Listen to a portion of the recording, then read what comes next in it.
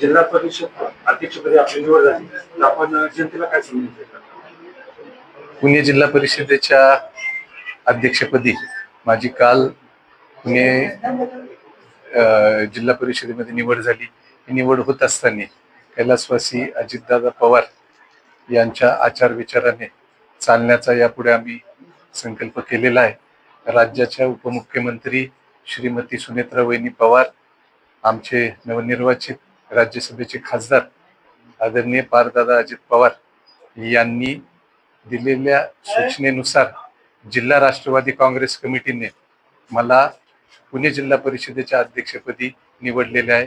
मी सर्वांचे खूप खूप आभार मानतो आणि मला एवढंच सांगायचं आहे की आगामी काळामध्ये जनतेचे जे जे काही प्रश्न असतील आणि पुणे जिल्हा परिषद ही सर्वांपर्यंत पोहोचवायचं काम माझ्यासारखा कार्यकर्ता त्या ठिकाणी करणार आहे.